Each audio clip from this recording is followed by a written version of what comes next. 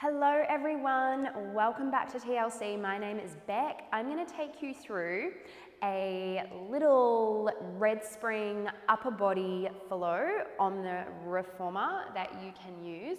The reason I'm filming this one is because even now I feel like it's kind of hard to sequence the upper body section on a red spring that is suitable for everyone in your class. So I'm going to explain what I potentially would do if I'm doing an upper body red spring sequence. So the first thing I'd probably do, because I'm on a red, would be a hands and straps sequence that's double arms. So I've done a warm up and I'm doing hands and straps abdominals on my red. So I've got my shoulder extension, tricep press and adduction. But there are so many other things that I can do on a red spring and I'm going to show you how to do it. So once I've done that, the most obvious one would be coming into a bit of a down stretch sequence that then turns into adding a push-up, potentially, which then could turn into chest press. So that would be on a red or a red-yellow. So I would definitely get chest press into my sequence if I'm on a red spring, going for sort of 8 to 12. From there, I would definitely be adding in a bit of a long stretch. So inhale out, and because I'm on a red, I can keep my carriage, my feet pretty much against my shoulder blocks for most people, unless they're a bit shorter and they need to move it forward. I give them the challenge of doing full push-ups because why not? Just a single one. I have everyone in my classes at least give it a go. And I tell you what, they're so proud of themselves when they get it. Like, just challenge them. Coming in. Now, my arms are a little fatigued by this point, so I'm going to jump onto my left side and do a nice basic lunge set on my red, just because my upper body needs a break. And I want them to do everything quality, not quantity. So I'm going to add in a bit of a lunge section, sagittal plane, maybe some scooter, pressing it out, pulling it in. I might do a bit of a 90 lunge or a little staggered squat position, which is when the carriage is out halfway and I'm going up and down, and then I'm adding some pulses. Holding it down, I'm going to add a little heel lift. You can't see it, but my left heel is lifting and squishing down, popping it down, pushing it out, drawing it all the way in. Now, from there, I am going to add something that is a bit of a chest press. So I'm going to bend my right knee in. I'm going to put it underneath my hip, pressing into the hands, extend the left leg back, wrap the hip down, wrap the left shoulder down, chest press, push, chest press, squeezing. Now if that's too much, I'll layer it back by popping the foot down, extending it back, popping it down, extending it back, then I'm going back into my chest press with my knee. My last layer, after I've done 8 to 12 of that in total, will be pulse. And then I might even be crazy enough to step forward, lift the back knee and go into flying lunge. But adding it incrementally, so just lifting the toe, then lifting the knee, adding a little knee and release, knee and release, and then the full fly on my red. I like to keep my back leg straight. Some instructors like to bend the back knee and fly that leg. I prefer to keep the leg straight. Now I've done 8 to 12 of those. Popping it down, I pop the knee down, they get a little stretch.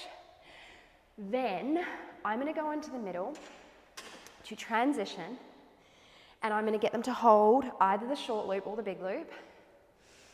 And I'm going to get them to do some shoulder flexion and some chest fly, but without pulses. So let's go short loops for me. So I'm just going to go, say, 8 of these. No pulses, just the layer. 8 of those. Maybe going into their high kneel. Then I'm holding it out. open and close. Don't go too far back. They can have fists if they want. If they want to go high kneel to low, they can, or they can stay in high. So I've got another 4, 3, 2. I don't need to pulse, okay? If I want to do it on a red, I'm going to get them to do some overhead tricep or some shoulder press. They can come into their hover. So I'm doing shoulder press right now.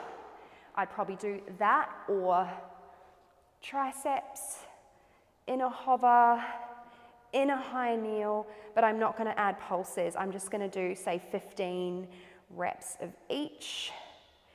Then I'm going to slowly release, big straps, and my arms would like a break again. So I'm going to go to the other side and do my whole lunge set, which was the lunge for say 15, scooter for about 12, pull it in, press it out, staggered pulses, heel lift. I put the knee down, extend the leg back, step forward, layer 1. Layer 2 is chest press. Maybe add the knee, so about 12 of those, pulse, and then I'm ready to lift the back knee and do my flying lunge, few levels of each, then let's say 3 of each, and then 5 or so full flying lunges, popping it down, pulling it in. Now I'm going to keep my red, spin around, and look, I'm going to be real mean, and I could go, I'd said upper body, didn't I? Now I'm giving you a whole sequence. But I'd show you what I'll do. I would do all of your side, a whole set of that, up and down, forward and back. It's nothing fancy. It's just basic stuff. But we want to stick with that one spring, face to back. Now, obviously, we can do a kneeling row on a red, which I'm going to do, and I'm going to add as many layers as I can. Rotations, pulses to make it more intense, little back bend like I'm doing this high camel pose, but I also want to do my triceps. So what I do is more full range, less of the pulses, circles, holds, okay? So I get them to walk their feet back and hook their toes over the edge if I'm on a red or a red-yellow. I do my basic triceps. I cue them to stay down or come up and stay up, or go high to low, keeping the shoulders over the hips. If I'm on a red, I can probably fit in some full range tricep press,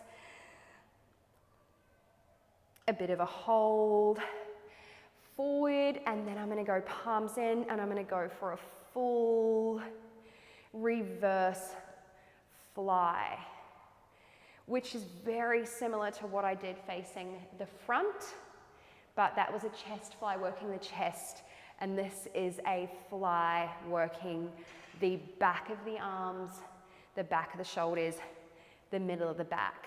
Then I might get them to hold, or I just go 18, 15 full range.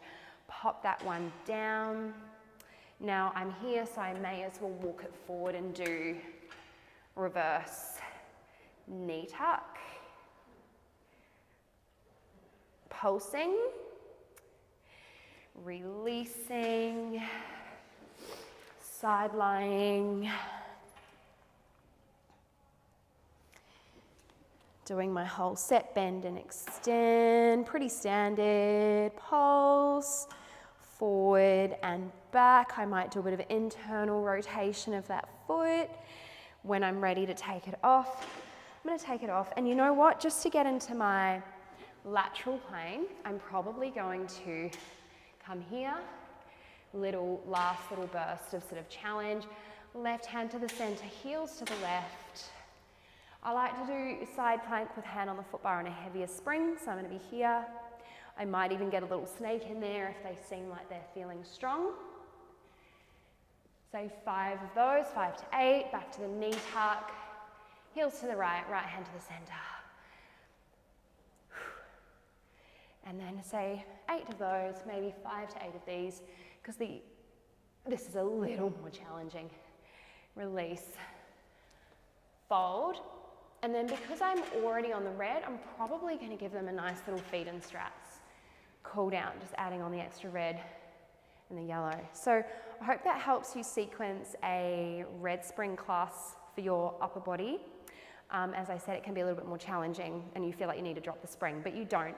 You just keep going with more full range. More reps of full range, less of those little tiny intricate pulses, and then have them hold the big strap if they need to. If you'd like to see that one in a full class plan, let me know and I shall film it for you. I hope you enjoyed and I'll see you next time.